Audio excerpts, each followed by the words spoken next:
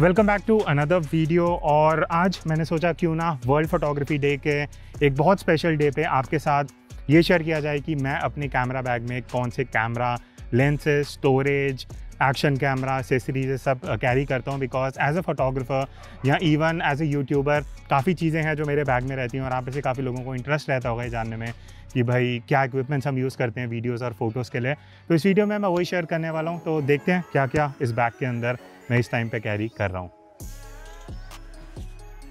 Okay, so starting with the video, सबसे पहले बात करते हैं कैमरा बैग के बारे में जिसके अंदर सारा सामान है। तो लास्ट ईयर की वीडियो भी अगर आपने देखी होगी, what's in my camera bag 21 में जो मैंने किया था, उसमें भी सेम बैग था। तो इसलिए मैं ब्रीफली बताऊंगा। This is by Manfrotto. ये है मैनहट्टन मूवर 50 कैमरा बैग और काफ़ी क्लासी है। अगर आप देखोगे मतलब थोड़ा सा कैजुअल भी लगता है, एट द सेम टाइम काफ़ी ज़्यादा सामान इसके अंदर आ जाता है जो मैं अभी आपको दिखाऊंगा। सो ऑल इन ऑल मुझे 1-1.5 साल हो गए यूज़ करते हुए, अभी तक बहुत बढ़िया चल रहा है। तो स्टार्ट करते हैं बैग को ओपन करके and starting with the camera. यहाँ पे अभी 2 कैमरा बॉडीज़ हैं, तीसरी हम उससे शूट कर रहे हैं। Starting with the very first camera body जो इन तीनों में से थी, ये है Canon R5 top of the line consumer camera जो कैनन का मिररलेस कैमरा है। और ये एक ऐसा कैमरा बॉडी है, जब लॉन्च हुआ था मुझे था कि भाई 4K 60 FPS, सी लॉग, रॉ फुटेज सब कुछ एकदम हाई एंड था। इन इवन फ़ोटोज़ भी 35 मेगापिक्सल पे आती हैं। तो इस वजह से मैंने R5 लिया था और अभी तक ये यूज़ हो रहा है। No plans to sell it because video photo सब में बढ़िया चल रहा है। तो ऑल इन ऑल ये है पहला कैमरा कैनन R5। उसके बाद जो दूसरा कैमरा बॉडी लिया था जिससे अभी वीडियो शूट हो रहा है, दैट इज़ R6। और उसके पीछे सिंपल रीज़न था, हम 2 कैमरा से बहुत बार शूट करते हैं। तो एक R5 तो था ही उस टाइम पे, दूसरे R5 का बजट नहीं था, बट R6 इस वजह से लिया गया। दूसरी चीज़, एक्सपीरियंस अभी तक बहुत बढ़िया है R6 के साथ बिकॉज मेरे हिसाब से वैल्यू फॉर मनी है। उसमें जो फ़ोटोज़ और वीडियोज़ निकल के आती हैं, सी लॉग भी मिल जाता है, 4K में भी हम अच्छे से 60 FPS पे शूट कर पाते हैं। तो एज सच कोई दिक्कत नहीं है, बढ़िया चल रहा है R6 भी। तो that is the second body. और जो तीसरा बॉडी है ये अभी हमने रिसेंटली लिया है, ये है कैनन R7। आप इसकी अनबॉक्सिंग वीडियो ऑलरेडी देख चुके होंगे, इसका अभी तक रिव्यू नहीं आया है।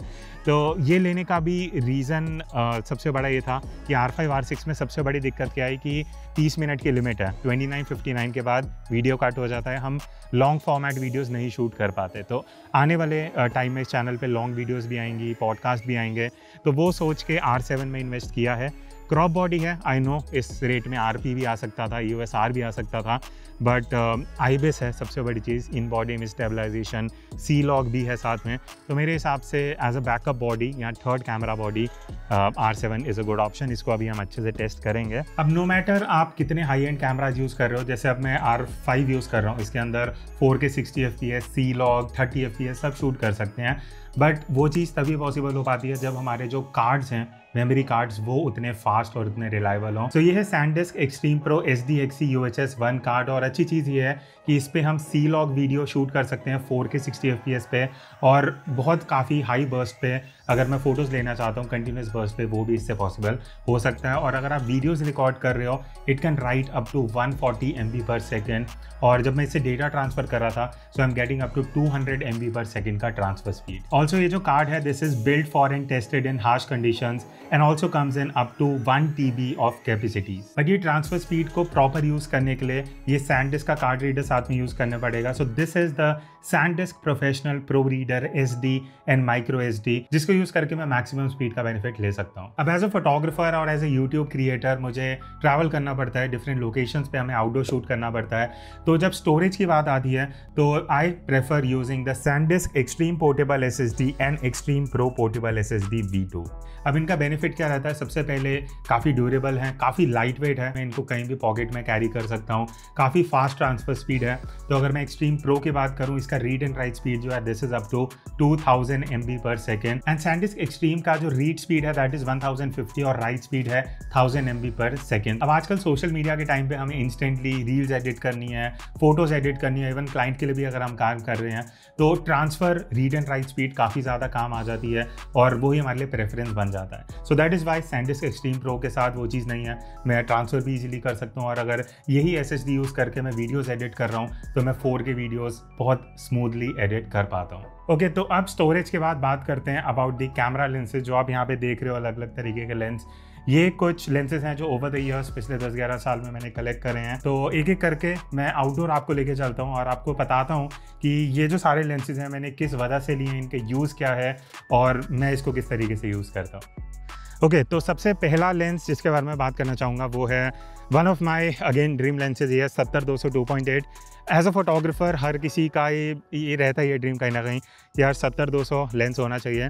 तो ये मैंने परचेज़ किया था जब RF माउंट में ये नया लेंस आया था, उस टाइम पे परचेज़ किया था। और सबसे पहला रीज़न जो था वो था इसका कॉम्पैक्ट साइज़। आप अगर ये देखोगे लाइक पहले जो 70-200 ml लेंस होते थे वो एक्चुअली इतना साइज़ रहता था, अब इसको काफ़ी कॉम्पैक्ट बना दिया। ऑल्दो इट्स लाइक अगर मेरे को 200 पे जाना है इतना एक्सटेंड होगा ये लेंस, बट फिर भी काफ़ी कॉम्पैक्ट है। अगर मैं इस बैकपैक में अपने ईजिली कैरी कर सकता हूँ विद अ सेकेंड लेंस। और ये इसका लेंस हुड है जिसको मैं यूज़ कर सकता हूँ, अगर नहीं यूज़ करना तो वो उतना ही रहेगा, यूज़ कर रहे हैं तो इस तरीके से ये एक्सटेंड हो जाता है। तो मुझे लगता है कि इस लेंस में रेंज जो है ना वो काफ़ी बढ़िया मिल जाती है। लाइक मैं 70 mm से 200 mm तक f2.8 पे शूट कर सकता हूँ। तो मुझे जो बैकग्राउंड कंप्रेशन मिलता है और जो बैकग्राउंड ब्लर आता है वो काफ़ी प्रोफेशनल निकल के आता है। तो अब जो सेकेंड लेंस है वो है portrait king, that is sigma का 105 mm f1.4। ये एक ऐसा लेंस है अगर आप एक बार यूज़ करना शुरू कर दोगे पोर्ट्रेट फोटोग्राफी के लिए तो जो बैकग्राउंड ब्लर है वो ऐसा लगता है कि एकदम पूरा स्मूथ हो चुका है, बिकॉज 105 mm पे 1.4 का जो इफेक्ट है। यहाँ मैं कुछ सैम्पल फोटोज़ दिखाऊंगा जो इस लेंस से मैंने शूट करी हैं, बहुत ही अमेजिंग है। इट्स लाइक कोई भी जूम लेंस ऐसा कंप्रेशन और ऐसा बैकग्राउंड ब्लर आपको नहीं दे सकता जो f1.4 पे ये वाला लेंस देता है। पहले मुझे काफ़ी डाउट थे कि यार कैसा लेंस होगा, सिग्मा का है, बट अडाप्टर के साथ मैं इस R5 में यूज़ कर रहा हूँ। तो ये कैनन का अपना अडाप्टर है, इसके साथ ये अटैच हो जाता है बिकॉज ये फाउंड का लेंस है। वो करने के बाद अगर मैं इसको यूज़ कर रहा हूँ फोकसिंग का कोई दिक्कत नहीं है, कोई ऐसा इशू नहीं है, वर्किंग वेरी फाइन। तो ये है दूसरा लेंस। अब जो तीसरा लेंस है हमारे कैमरा बैग में दैट इज़ 1535 f2.8। ये लेंस आपने पहले मेरी वीडियोस में देखा होगा बिकॉज मोस्टली 80% वीडियोस जो हम शूट करते हैं आउटडोर कंडीशन में वो इसी लेंस से शूट होती हैं। सबसे पहला रीज़न लेने का ये था कि वीडियोस के लिए 15 से लेकर 35 mm का पूरा रेंज है 2.8 पे। At the same time landscape या स्ट्रीट फोटोग्राफी भी अगर करनी है तो इस लेंस के अंदर थ्रू आउट f2.8 मुझे मिल जाता है। एंड लेंस काफ़ी शार्प है, काफ़ी क्लियर है, फोकसिंग में भी ऐसा कोई दिक्कत नहीं है। तो ये लेंस लेने का यही बेसिक रीज़न यही था कि भाई इससे व्लॉग्स करने हैं। 15 mm पे अगर मैं वीडियोस बनाना चाहता हूँ तो फ्लिप स्क्रीन के साथ मैं इजीली इतने डिस्टेंस आर्म स्ट्रेच पे भी व्लॉगिंग कर सकता हूँ और मुझे पूरा 15 mm पे वाइड एंगल शॉट मिल जाता है फुल फ्रेम बॉडी पे। अब जो नेक्स्ट लेंस है वो है 35 mm प्राइम लेंस f1.8 का। अगेन ये RF माउंट का लेंस है बिकॉज मोस्टली सारी बॉडीज़ RF ही हैं। तो जितने भी लेंस आप जो 5 में से 4 लेंस है वो मेरे RF माउंट के ही हैं। क्यों? बिकॉज डायरेक्ट लेंस यूज़ करना ज़्यादा बेटर रहता है। टॉकिंग अबाउट दिस लेंस, अभी तक आप जो वीडियो देख रहे थे मोस्टली इससे पहले जो शूट हो रही थी वो इसी लेंस से हो रही थी। अब हम स्विच कर चुके हैं 15-35 पे। तो 35 mm का सबसे पहला रीज़न क्या, आप जितनी भी इंडोर मेरी वीडियोज़ देखते हो जो मैं स्टूडियो में बनाता हूँ वो सब इसी लेंस से शूट होती हैं। तो अगर आपका क्लियर है ना फंडा कि आपको एक स्पेसिफिक डिस्टेंस पे वीडियोज़ बनानी है या फोटोग्राफी में भी अगर आप पोर्ट्रेट्स काफ़ी शूट करते हो, स्ट्रीट फोटोग्राफी, तो 35 mm एक ऐसा लेंस है जो आपको काफ़ी वर्सेटाइल यूजेस देगा। और ये साथ ही साथ मैक्रो भी है तो आप क्लोजअप शॉट्स और वीडियोस भी ले सकते हो। तो हमारे चैनल पे जो आप क्लोजअप फोटोज़ या वीडियोस देखते हो थंबनेल के लिए भी वो इसी लेंस से शूट होती हैं। तो मेरे हिसाब से ये एक ऐसा लेंस है जो वैल्यू फॉर मनी है और सबसे पहला RF माउंट का लेंस यही था मेरा जो अभी तक यूज़ हो रहा है and I am pretty happy with it. अब जो आप ये रिंग यहाँ पे देख रहे हो ना, ये सारे RF लेंसेज में है। 70-200 हो गया या फिर 15-35 या इवन 35 mm। और ये रिंग का बेनिफिट क्या है कि मैं इसको फंक्शन दे सकता हूँ जैसे कि एपर्चर, शटर स्पीड, ISO या एक्सपोजर कंपनसेशन। तो मुझे ये वाले व्हील्स ना यूज़ करके मैं सीधा यहाँ से ही एपर्चर चेंज कर सकता हूँ और काफ़ी कन्वीनियंट रहता है। तो ये चीज़ RF लेंसेज एक मेजर रीज़न है कि क्यों मैं RF लेंसेज यूज़ कर रहा हूँ। तो अब बात करते हैं सबसे इंटरेस्टिंग लेंस, काफ़ी फ़न लेंस है और 800 mm f11 का ये कैनन का लेंस है। काफ़ी यूनिक है, बहुत जगह आपने हार्डली कहीं देखा होगा। लेने का रीज़न सिंपल था कि मुझे लगा 800 mm का लेंस है, जो f4 या 2.8 वाले जो लेंसेज आते हैं वो तो अफोर्ड कर नहीं सकते, तो क्यों ना एक ये वाला लेंस लिया जाए। 800 mm f11 इसका मिनिमम f वैल्यू है। तो एकदम बढ़िया ब्लर इफेक्ट तो नहीं मिलता बट काम हो जाता है। अगर आप बर्डिंग में नए हो या आपको जस्ट बर्ड वॉचिंग करना है, मून की फ़ोटोज़ लेनी है, तो उस हिसाब से काफ़ी इंटरेस्टिंग है। और ये ना अगेन ये भी कॉम्पैक्ट है, फोल्ड हो जाता है। जब यूज़ करना है इसको अनलॉक करके ऐसे एक्सटेंड करके लॉक करके फिर ये यूज़ होगा। तो यूजेबल कंडीशन में इसका लेंथ काफ़ी ज़्यादा एक्चुअल 800 mm जितना होता है, बट इसको स्टोर करने के लिए काफ़ी ईजी और काफ़ी लाइट वेट है। आप जब शूट भी कर रहे हो 3-4 घंटे तक उतना पता नहीं लगेगा। तो अगर ऐसा है ना कि बर्ड या एनिमल के पीछे थोड़ा बैकग्राउंड डिस्टेंस पे है तो ब्लर इफेक्ट मिल जाता है, बिकॉज 800 mm है तो थोड़ा डेप्थ तो आ ही जाता है। तो रिजल्ट अच्छा है। ऑल इन ऑल जिस प्राइस पे लेंस आता है, I am pretty happy with the output. Lastly जो सबसे वाइड एंगल लेंस है जो रिसेंटली भी ऐड किया है किट में, that is 16 mm f2.8 pancake lens इसे बोलते हैं, बिकॉज बहुत छोटा सा लेंस है। और अब आप सोचोगे कि 15-35 लेंस भी है, 16 mm भी है, तो ये दोनों लेंसेज क्यों लिए? बहुत सिंपल सा रीज़न है। 15-35 एक जूम लेंस है, प्लस थोड़ा हैवी और बल्की है। 16 mm के आप देखोगे बहुत कॉम्पैक्ट सा लेंस है, तो ये लेके अगर मैं स्ट्रीट पे भी निकलता हूँ या वीडियोस भी शूट करता हूँ, अगर स्पेसिफिकली मुझे पता है कि सिर्फ मुझे व्लॉगिंग करना है, तो ये बहुत कॉम्पैक्ट सा एक मेरा सेटअप बन जाता है जिसको मैं सीधा व्लॉगिंग के लिए यूज़ कर सकता हूँ। बिकॉज 16 mm पे जो आप अभी भी ये देख रहे हो ना, ये 15 mm पे वीडियो है, तो विल गेट टू सी कि कितना वाइड एंगल और कितने कम डिस्टेंस पे मिल जाता है। सेम चीज़ इस लेंस के साथ होती है।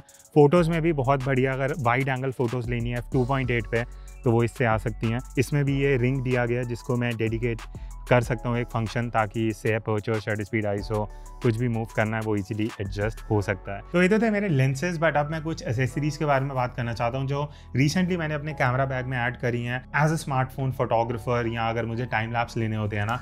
तो सबसे पहले मैं बात करना चाहूँगा, ये जो ब्रांड है ना लियो फोटो, आप में से कई लोग शायद ऑलरेडी जानते होंगे। This is a very well known brand, और इनकी जो क्वालिटी है, I was amazed to check this out. ये जो ट्राईपॉड है, ये टेबल टॉप ट्राईपॉड है, बहुत ड्यूरेबल है, और इसकी जो फिनिश है मतलब बहुत ही यूनिक चीज़ है। तो इसको मैंने अपने कैमरा बैग में ऐड कर दिया है। और यहाँ ऊपर की साइड इसका बॉल हेड है, तो काफ़ी इजी रहता है अगर मुझे एक पर्टिकुलर एंगल देना है, स्पेशली अगर मैं टाइम लैप्स ले रहा हूँ, या अगर मुझे एक जगह फ़ोन रख के रील्स भी बनानी है, वो बहुत ईजिली हो सकता है। तो और इवन इसके ऊपर मैंने अपना R5 1535 के साथ भी यूज़ करा है। सो 3 से ईजिली 5 किलो का ये पेलोड ले सकता है। ये इतना ड्यूरेबल है, तो आप प्रोफेशनल कैमरा भी इसके ऊपर लगा सकते हो। अब अगर मैं एक्सेसरीज़ की बात करूँ ना, एक ऐसी चीज़ है जो मैंने अभी पिछले हफ्ते ही परचेज़ करी है, और मैं सबको बोलूँगा लेना चाहिए, और वो है एयर टैग। ज़रूरी नहीं है आपको एप्पल का ही लेना है, आप किसी भी कंपनी का ये डिवाइस ले सकते हो। टेक्नोलॉजी है बेसिकली कि क्योंकि मैं आईफोन यूज़ कर रहा हूँ, तो मुझे पता है कि अगर मेरा कैमरा बैग कहीं पड़ा हुआ है, मैं भूल गया, चोरी हो गया, चोरी सबसे इंपॉर्टेंट चीज़ है, तो मैं अपने फ़ोन में ट्रैक कर सकता हूँ कि भाई वो बैग कहाँ पे है, और मैं जाके उस चोर को पकड़ भी सकता हूँ। तो इसको मैं बैग में एकदम अंदर को छुपा के रख देता हूँ, ताकि कल को अगर कुछ भी मिस हैपनिंग होती है तो भाई मेरे इतने महंगे जो गियर्स हैं वो ट्रेस हो सकें। तो मैं कुछ फ़िल्टर्स जो यूज़ करता हूँ उसके बारे में बात करता हूँ। सबसे पहले ये है Polar Pro Peter McKinnon edition का वेरिएबल एनडी फ़िल्टर। सो ये 2 से लेकर 5 स्टॉप का वेरिएबल एनडी फ़िल्टर है, और ये वीडियोज़ में काफ़ी ज़्यादा यूज़ होता है। अब हम आउटडोर शूट करते हैं, और हमें अगर 60 FPS पे शूट करना है, इवन 24 FPS पे भी डे टाइम में शटर स्पीड उतना स्लो नहीं जा पाता, जिस वजह से अपर्चर हमें बढ़ाना पड़ता है। तो ये एनडी फ़िल्टर लगा के हम उस चीज़ को कंट्रोल कर पाते हैं, और हम f2.8 पे या 1.8 पे वीडियो शूट कर सकते हैं। और ये चीज़ सिमिलरली फोटोग्राफी में भी अप्लाई हो सकती है। अगर आप इस तरह के लॉन्ग एक्सपोजर फोटोज़ लेना चाहते हो डे टाइम में, उसके लिए हमें एनडी फ़िल्टर चाहिए होता है।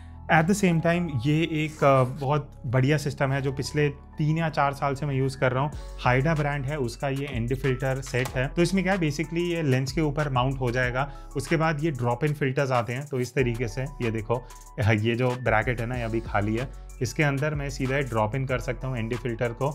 इस तरीके से अलग अलग फ़िल्टर्स अलग से आते हैं, and at the same time square filter भी मैं इसके आगे लगा सकता हूँ। तो ये वाला जो एनडी फ़िल्टर है ना, ये है ग्रेजुअल एनडी फ़िल्टर। तो अगर आप देखोगे एकदम ट्रांसपेरेंट है, फिर धीरे धीरे जाते जाते ब्लैक हो रहा है, तो एक ग्रेजुअल एनडी फ़िल्टर है। इसको मैं कैसे यूज़ कर सकता हूँ कि ऊपर का पोर्शन स्काई पे रख दिया, नीचे लैंडस्केप, तो मेरा स्काई जो क्लाउड्स हैं वो थोड़ा मोशन में आ जाएगा, और नीचे का पार्ट मेरा नॉर्मल हो जाएगा, और इसको वाइस वर्सा भी यूज़ कर सकते हैं। अब जैसे मैं ऑन द गो रहता हूँ, तो आईपैड इज़ नेक्स्ट थिंग जो मेरे बैग में रहता है। ये मैं ज़्यादातर कैरी नहीं करता, बट अगर मैं ट्रैवल कर रहा हूँ तो होता क्या है कि अगर ऑन द गो मुझे फ़ोटोज़ एडिट करनी है, रील्स एडिट करनी है, तो मैं इजीली अपने आईपैड पे स्विच कर सकता हूँ। मुझे ज़रूरी नहीं है लैपटॉप कैरी करना है। तो इसके अंदर ही लाइट रूम ओपन किया, फ़ोटोज़ एडिट करी। अगर रियल टाइम में डालना चाहता हूँ तो this is one option that I go for. और मेरी जो सैनडिस्क की पोर्टेबल SSD है, ये डायरेक्टली कनेक्ट हो जाती है आईपैड से, तो मेरा जो डेटा है मैं बहुत ईजिली मैनेज कर पाता हूँ। लास्टली मेरे ऊपर का सेक्शन बैग का बचा है, तो इसके बारे में भी थोड़ी सी बात कर लेते हैं। तो मोबाइल फोटोग्राफर्स के लिए, बिकॉज मैं मैक्रो भी शूट करता हूँ फ़ोन से, और वीडियोस भी आजकल काफ़ी ज़्यादा ट्राई कर रहा हूँ मैक्रो में। सो ये है स्काईविक ब्रांड का ND फिल्टर ये है 25 mm। और सबसे बढ़िया चीज़ मुझे इसकी लगती है आगे ना डिफ्यूज़र मिलता है। तो इससे क्या होता है, मैं जब एकदम पास भी जा रहा हूँ ना सब्जेक्ट के, तो एक तो मुझे ये थोड़ा सा वॉल दे देता है, दूसरी चीज़ लाइट को डिफ्यूज़ कर देता है। तो जो लाइट आ रही होती है ना सब्जेक्ट में, वो कहीं ना कहीं ब्लॉक नहीं होती, वो सॉफ्ट बन जाती है और देखने में काफ़ी बढ़िया आउटपुट आता है। उसके बाद यहाँ पे मैंने कैमरा क्लीनिंग किट रखी हुई है। एक है ये ब्लोअर, बिकॉज अगर आप डस्ट में ज़्यादा शूट करते हो ना, ये चीज़ आपके पास होना चाहिए, क्योंकि अगर कहीं भी मिट्टी पड़ गई कैमरा में, लेंसेज में, तो आप इजीली इस तरीके से ब्लो कर सकते हो और अपने कैमरा को साफ रख सकते हो। And the second important thing is ये लेंस पेन है। इसमें क्या है कि एक एंड पे ये ब्रश है, तो इस तरीके से मैं अपने व्यू फाइंडर को या कहीं भी डस्ट है वो और अच्छे से इसको क्लीन कर सकता हूँ। और दूसरे एंड पे अगर मैं इसको ओपन करता हूँ तो ये लेंस कैप है। इसको मैं अगर किसी भी लेंस के आगे या फिल्टर के आगे क्लीन करना चाहता हूँ तो वो चीज़ इससे काफ़ी इजीली क्लीन हो जाती है। So this is one thing जो आपके कैमरा बैग में ज़रूर होनी चाहिए। लास्टली 2 ऐसे एक्शन कैमरास जो मैं यूज़ कर रहा हूँ। कंपैरिजन वीडियो आप लोग कमेंट करके बताना अगर आपको चाहिए। ये है GoPro 9 और ये है Insta360 ONE RS। तो अगर मैं इसका कैप हटा दूं तो ये 360 माउंट अभी लगा हुआ है, तो मैं इसको चेंज करके 4K कैमरा भी बना सकता हूँ, action camera, and at the same time दूसरा माउंट लगा के 360 कैमरा भी बना सकता हूँ। तो इस वजह से मेरे कैमरा बैग में है। GoPro 9 इज समथिंग जो अभी भी आई प्रेफर, अगर मुझे POV वीडियो शूट करनी है चेस्ट माउंट पे लगा के, जो मैं POV वीडियोस करता हूँ ना, वो सब GoPro 9 से होती हैं। अब क्वेश्चन आता है मैंने GoPro 10 क्यों नहीं लिया, बिकॉज मुझे रिक्वायरमेंट नहीं लगा। इसका स्टेबलाइजेशन अपने में इतना बढ़िया है, डायनामिक रेंज बढ़िया है, तो मुझे लगा GoPro 10 लेने का फ़ायदा नहीं है। तो इस वजह से मैं ये यूज़ कर रहा हूँ। अगर आपको इसका कंपैरिजन चाहिए ना, कमेंट करके बताना। अगर 50 कमेंट्स मुझे दिख गए, I will for sure make a comparison video. तो ये था what's in my camera bag 2022, और यही सब चीज़ें थी मेरे कैमरा बैग के अंदर। कुछ चीज़ें एक बार में फिट नहीं आ पाती, but I just want to make clear कि जो ये सारे इक्विपमेंट्स की मैंने बात करी है, तो एक साथ ये सब एक बार ही कैमरा बैग में नहीं रहता। डिपेंडिंग ऑन आर यूज़ कि हम वीडियो शूट कर रहे हैं, स्ट्रीट फोटोग्राफी के लिए या फोटोग्राफी के लिए जा रहा हूँ, उस हिसाब से ये सामान कैरी किया जाता है। बट अभी तक ये है, मैं जस्ट इसको डॉक्यूमेंट कर रहा हूँ। अगले साल देखते हैं इनमें से क्या मैं निकालूंगा, क्या और नए एडिशंस होंगे। और अगेन इस वीडियो को आप एज अ मोटिवेशन ले सकते हो, बिकॉज ये सब 10-11 साल में बिल्डअप हुआ। आई एम श्योर आप अगर अभी 1-2 साल से कर रहे हो, कुछ और सालों में आपके पास भी ऐसे इक्विपमेंट्स होंगे, I am sure. So work hard and I am sure आप लोग भी ऐसे इक्विपमेंट्स ऐड करते रहोगे। I will see you in the next video. तब तक take care and keep clicking.